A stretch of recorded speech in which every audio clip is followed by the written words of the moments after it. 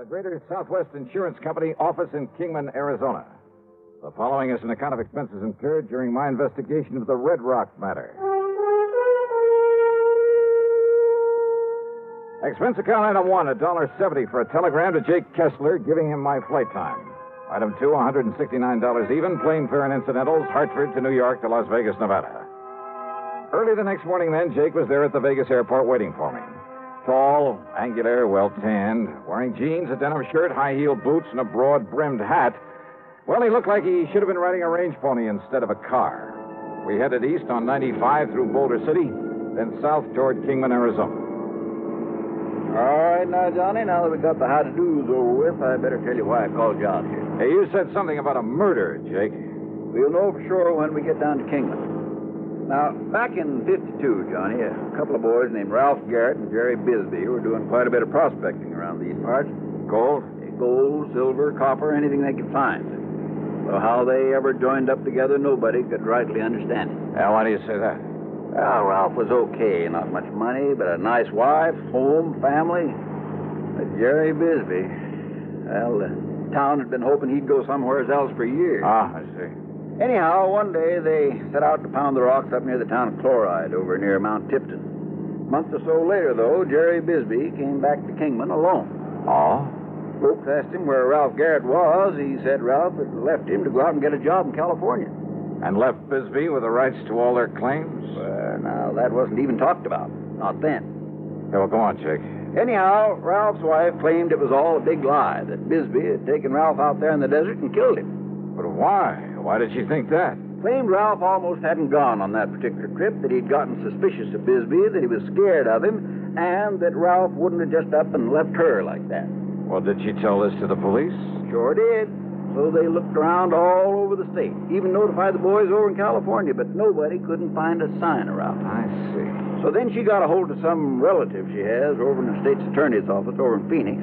And, Johnny, before you knew it, Jerry Bisbee was up on trial for murder. Oh, but on such flimsy evidence and without a body. Sure. Jerry was acquitted. Now, like I say, that was back in 52. But we only paid off the insurance on Ralph about a year ago, lacking any legal proof that Ralph was dead until that statute of limitations said he had to be here or something. Yeah, I know. But now about this man Bisbee. Does he still live in Kingman? No, Johnny. As soon as that trial was over, he sold his little place, left town, and never come back. And with no actual proof that he'd killed his partner. Now, just a minute. Yeah?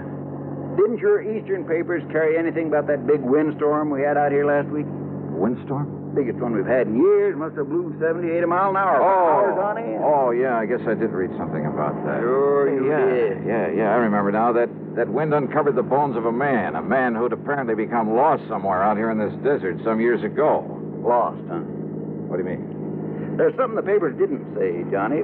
There was a bullet hole in the back of the skull. Oh? From exactly the same caliber as the old Winchester 94 Jerry Bisbee'd always carried with him. Then it looks like the skeleton is Ralph Garrett's. Murdered and buried out there by this Jerry Bisbee. Well, now, there's only one person can identify that skeleton for sure, Johnny. Who's that? Young Doc Blessing. And if we're lucky, we'll find him awaiting for us in Kingman.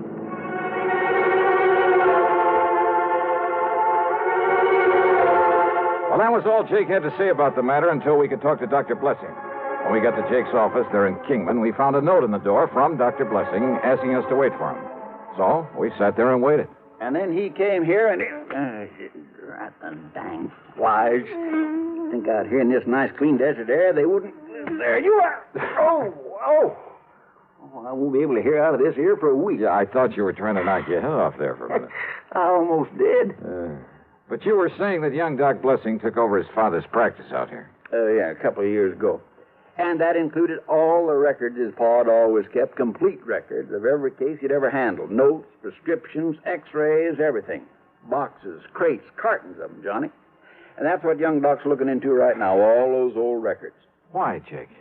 Because he had a vague remembrance at one time, a long while ago, his pa... Oh, howdy, Doc. Jake, I take it you're Johnny Dollar. That's right. I'm Doc Blessing. Glad you're here, Dollar. Jake, I've been over at police headquarters. And you found something, Doc? Yes, Doctor. Now, you must understand this, Dollar. The police around here are fine. Good state authorities, too, but this thing may be beyond their reach. What'd you find in your pa's old record? Jake, I found evidence, including x-rays, that proved that my father patched up a broken thigh for Ralph Garrett back in 47. X-rays clearly showed the steel femoral plate he used to pin two sections of bone together. Then, Doc. It's been kept from the papers, Dollar. But on the skeleton they found in the desert was that very same fractured thigh bone and the stainless steel plate that my father... I knew it. Well, there's no question about it.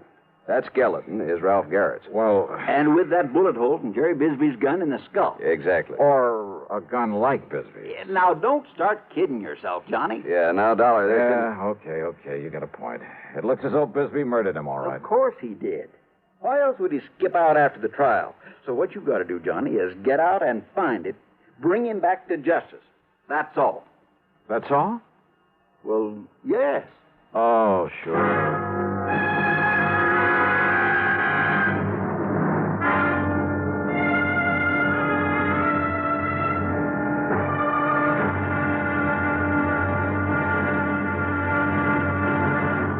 Next time you refresh, enjoy a frosty, ice-cold Pepsi-Cola. Sociability, Charlie. All right, Kay, how's this? Pepsi is light, refreshes without filling. You like to refresh? Have a Pepsi right now. Well, offer it to everybody, Charlie. I will. Enjoy Pepsi at the fountain. It's delicious at home, too. Have one at lunch or with a snack. Charlie. At the beach or at dinner. Wherever you go, wherever you're thirsty, Pepsi is there. It's here, too, in our Be Sociable song. Be sociable, look smart, keep up to date with Pepsi. Drink light, refreshing Pepsi. Stay young and debonair. Be sociable, have a Pepsi. For the weekend, have plenty of Pepsi around. Pick up an extra carton today. CK, I'm sociable. With Pepsi, everyone is. And now, the second act of yours truly, Johnny Dollar.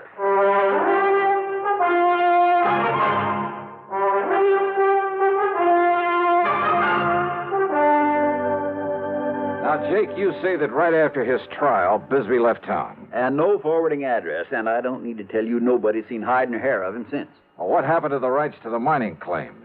Sold him out, didn't he, Doc? That's correct. Did he get much money for them? No. And, of course, he had to share and share alike with Ralph's widow. Hey, Doc, you say you just saw the police. Yeah, Dollar, and of course they're certain, too, that Bisbee murdered Ralph Garrett.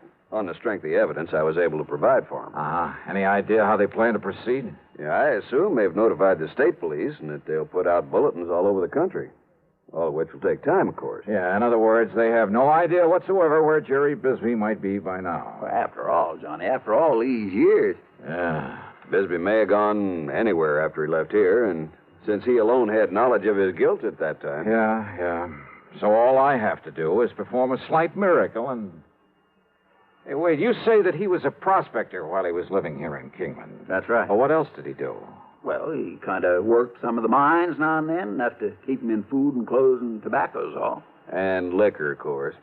He was a heavy, disagreeable drinker. But that's all. It's the only work he knew. Now I got some house calls to make. If I can be of any further help. Yeah, well, maybe that gives me an idea. Yeah? No, you go ahead, Doc. I can work on it right here. Very well. Don't hesitate to call me. What's this idea, Johnny? Just let me use this phone. Well, sure, go ahead.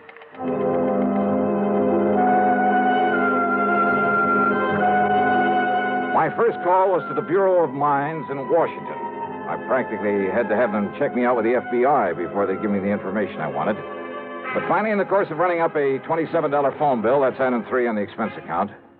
Yes, Mr. Dollar, I've located a listing of mining claims in the name of Jerry Bisbee.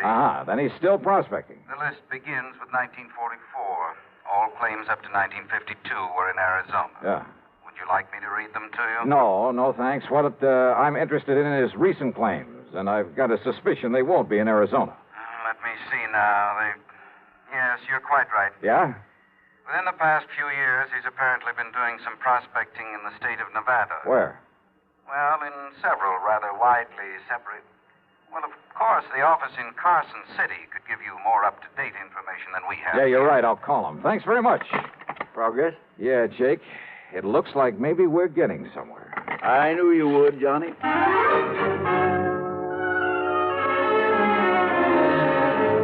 But on my call to Carson City, capital of Nevada, I ran into a stone wall. Oh, I'm sorry, sir, but I have no authority to give out such information over the phone. All right, now, listen, please, When miss. Mr. Harker gets back to the office, if you care to call back in 2 or 3 hours. Look, isn't there somebody else there who can give me the information I need? All I want... Without Mr. Harker's authorization? I doubt it, sir. But look, miss, I just want to If get... you were to come here in person and show the proper credentials. Yeah, sure, thanks. What's the matter with him up there, Johnny? Oh, I don't know. Jake, Yeah? is there anybody around here owns a plane? An airplane? Well? Well, there's young Kenny McManus has a little single Then come on, let's find him and see if he'd like to fly a charter job.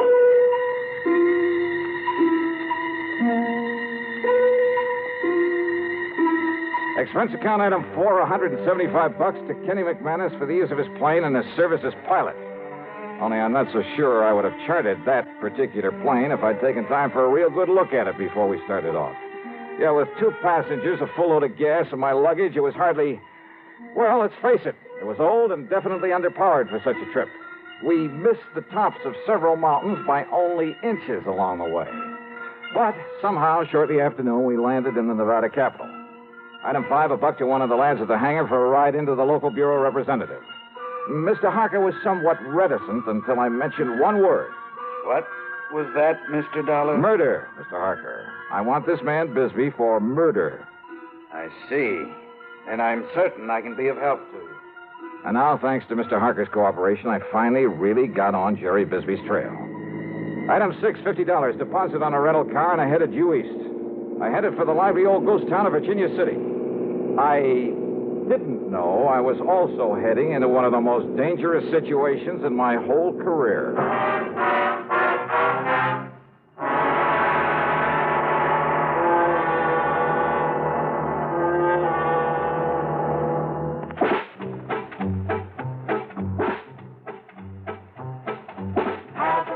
A real cigarette. Have a Camel. Have a Camel cigarette. Have a real cigarette. Have a Camel. Have a Camel cigarette. Best tobacco makes the best smoke. Have a Camel cigarette. Best tobacco makes the best smoke. Have a Camel cigarette. If you're smoking more these days, but enjoying it less, change to Camels. The Camel blend of caustic tobaccos has never been equaled for real smoking satisfaction. Have a real cigarette. Have a Camel. Start to really enjoy smoking again. Now back to yours truly, Johnny Dollar and the Red Rock Matter.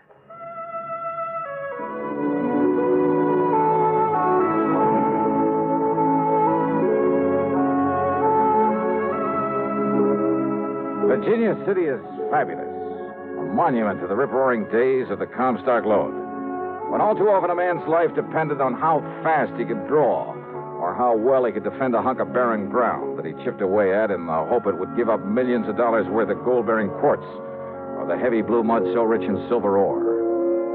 Still standing are many of the colorful buildings put up in the 1860s. Piper's Opera House.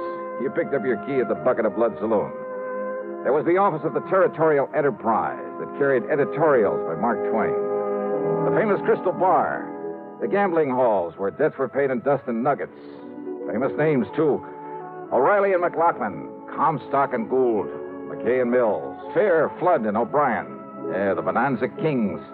All of them had meant fabulous wealth in the days of the gold rush. Yep, you can almost see their ghosts walking the streets. Well, I found a fount of local information and a grizzled old character parked on a rocker in front of one of the ancient saloons. Bisbee, son. Jerry Bisbee. Yes, sir, that's right. Well, if I was you, I'd stay away from him. Yes, I would. Well, why do you say that, sir? Because, son, that D4 man's crazy. Staying up there in that shack on top of Red Rock Pass. Red Rock? Working away at that worthless claim he has up there. Oh, where is Red Rock Pass? About halfway up 12 Mile Road over there. There's wagon track up the pass. Well, look, can I make it with this car of mine? Yeah, that's pretty new car. No. Now, take a horse or a burro to get... Yeah, but you ain't going up to see that crazy Bisbee. Why not? Well? Whoa, he'd catch you anywhere near that mine of his. Then he'd shoot you first and find out who you was after. Yeah, well, I'll have to take that chance. Oh, no, you... Thanks a lot, old-timer. At Martin's stable, I had to shell out a $100 deposit when they learned I was going up into Red Rock Pass. And again, I got a warning about running into Bisbee. But I made sure my gun was free in the holster and set out for the pass. It was after 3 when I left the 12-mile road and nearly sundown by the time I reached the top of the pass. And there I found Jerry Bisbee's weathered old shack, but no sign of Bisbee himself. Bisbee! Jerry Bisbee! And then I saw the trail leading to the little mine on the face of a cliff. So I started over toward it, walking around the huge red boulders in my path, scattered about as though some giant hand many centuries ago. Whoops! That's fair enough. Bisbee! Get back on that horse and get out of here. Sorry, but I gotta talk to you. You see this here gun. Oh, I see it all right. Shoot the eye out and a snake with it. Besides, I know why you come here. Do you? Because maybe... they found Ralph Garrett's bones down to the desert. That's right. But you won't take me in third. Don't be too sure of that. Talk up, boy. Son, I don't hear very good. I said I'm going to take you in for murder. Talk up, I said. Besides, you got no right to take me in. Wrong, Bisbee. You hear me? I say you're wrong. Wrong, am I? Didn't they try me once for murdering? Didn't they let me free? So what? That doesn't mean I want... So you and anybody else ought to know they can't try a man twice for the same thing. Holy smoke, he's right. Them fools down there, they let me off. So now there's nothing you or anybody else can do about it. So get out. I said get out of here. A well-aimed shot kicked up the sand in front of me. I ducked behind a pile of boulders and crouched there, waiting to see what he'd do next. Then I heard it from a sort of hole under one of the rocks. A rattlesnake, almost to my feet. Slowly, carefully, I pulled out my gun. I took aim and... Hey, there were others in there. There must have been a nest of them. No use, boy. I'm coming over there to get you. Yeah, well, listen. I'm going to kill you. There was another rock to my left, a boulder that maybe I could reach without his seeing me. And the sound of the rappers at my feet wasn't exactly friendly. So I bent down low and made a dash for it. Brother, that time I could practically taste the lead. It's no good, boy. You're not so smart. Because from where you are now, you ain't got no place to go. Not without me having a shot at you. And all it's going to take me is one clear shot. Bisbee, can you hear me? And this drop pile where you was, I can get to it without you having a shot at me. So I got you cornered, boy. Yeah, he was right. He knew it and I know it. Through a narrow cleft in the rock in front of me, too narrow even to push the barrel of my pistol, I could see him advancing slowly toward the pile of boulders where I'd left the nest of rattlers. But if he was so deaf, he'd never hear them. Oh, Bisbee. Hey, Bisbee, listen to me. Talk up. You got anything to say? Stay away from that pile of rocks. I'm going to kill you. Hey, look, I said stay away from that pile of rocks. I'm going to kill you dead. Unless you throw out your gun, then come out here with your hands up over your head. Come on out of there. Yeah. Okay. I'll do it. What you say? I said yes. Here, look. Here's my gun. You coming out like I told you? Yes, look. With my hands up. I was going to fool you. What? Because I'm going to kill you anyway. The same as I did Ralph Garrett. Bisbee. Hey, Bisbee, wait. Stay away from those rocks. If you got another gun hit on you, it'll do you no good. Bisbee! Things happened fast. He jumped backward into the protection of the rock pile, and he raised and aimed his gun to shoot me down. But a sudden movement among the angry nest of rattlesnakes. No! Rattlesnakes! No! Many of them! No!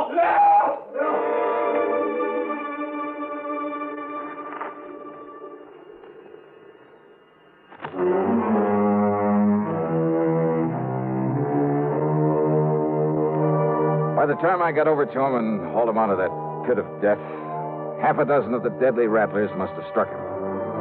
He died before I could get him back to Virginia City. Yeah, justice again. In one of her own inscrutable ways. Expense account total, including a couple of good stiff drinks. Then the trip on back to Hartford, $496.25. Yours truly, Johnny Dollar.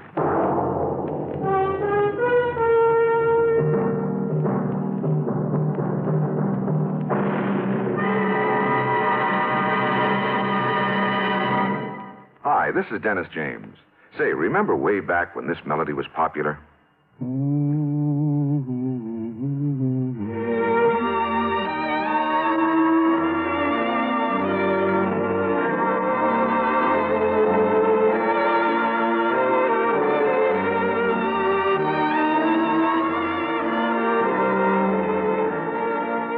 There's something very special about a long-time favorite, isn't there?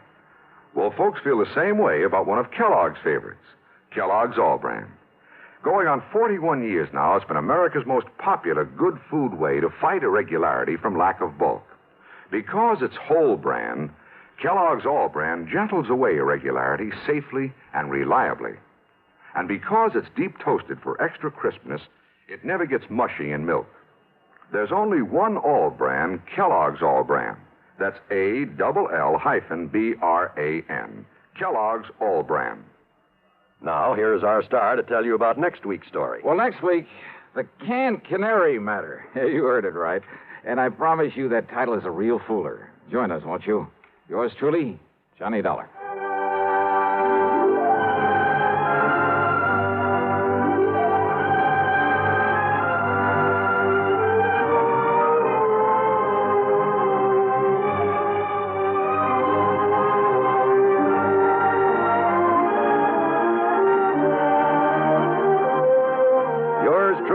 Johnny Dollar, starring Bob Bailey, originates in Hollywood and is written, produced, and directed by Jack Johnstone.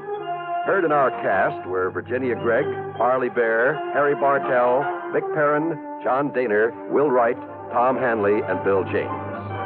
Be sure to join us next week, same time and station, for another exciting story of yours truly, Johnny Dollar.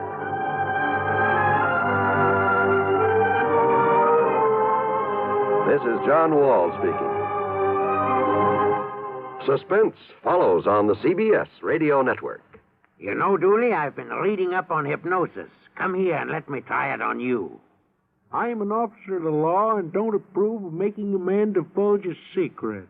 However, I'll stand by in case there's criminology involved. I just want to clear up some of his problems, Officer Suggs. But I haven't got any problems. I'm the soul of contentment. Maybe that's your trouble. You're too contented. Lie down, Dooley. You're going to sleep. I feel so good. He's under my influence.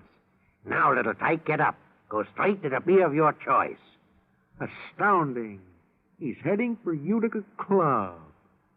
'Cause Utica Club will still take the trouble to age beer the natural way. Utica Club, you see. He's got no problem. He's a happy, well-adjusted beer mug. Brewed by the West End Brewing Company of Utica, New York. You're tuned to WROW Radio in Albany, New York. Time, 5:30.